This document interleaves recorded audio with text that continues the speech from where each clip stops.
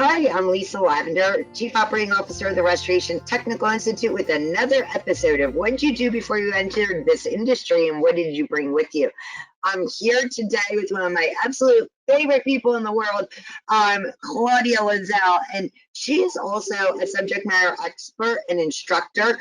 And so I'm really excited for her to be able to share her story about what she did before she entered and some of her formal training and what she brought with her to the industry and her instruction.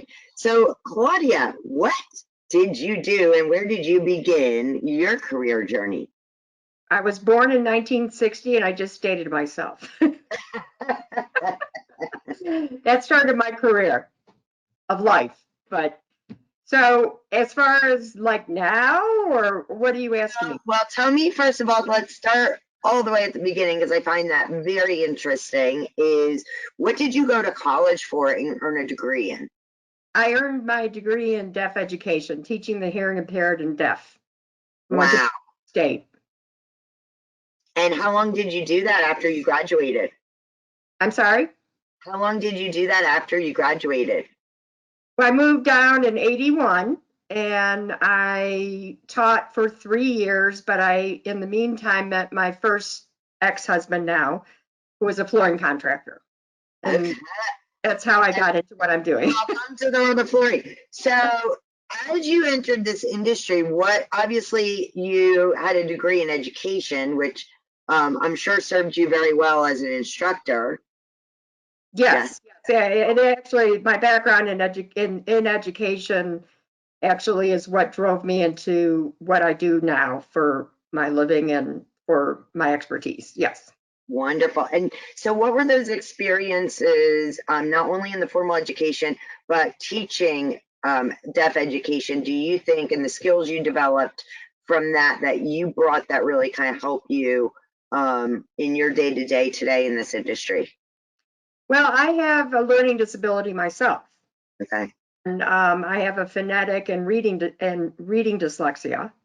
And I wasn't diagnosed until later, but my IQ was high. It was just not worked and well enough to keep my attention focused on learning, but I could learn. It's just it had to be in a certain step. Right. And so from that, I realized that I could teach deaf kids or children who I always say, unfortunately, they can't necessarily hear, but now I teach those that just don't want to listen. So you learned, that's a good one. I gotta hear that. Yeah, so my teaching the deaf, it helped me break, because when you teach with the hearing impaired, you're not just teaching hearing impaired, they do have different challenges, different learning, abilities or learning challenges. So it's not just as cut and dry as people want to make it. And, they have OT or occupational therapy or physical therapy, audiology. There's just a magnitude of issues that, as far as a deaf educator or degree deaf educator, I had to learn to be fluent in sign language, and, so it helped me break down information to the point that I kind of was able to teach how I like to learn.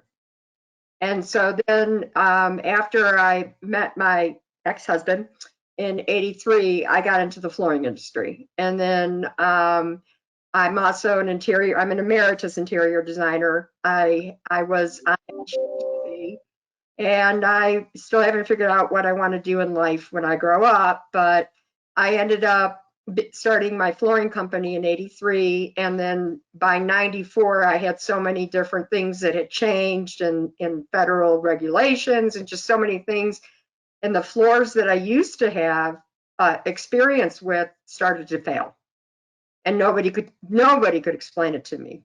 They could, but I don't know if it was true or not. So that's when I went back to learn, the technical side, and that's when I discovered the IRCRC, and that's where I started becoming a registrant with the IRCRC, and then I became the hard surface division chair and developed the entire whole hard surface program. Wonderful.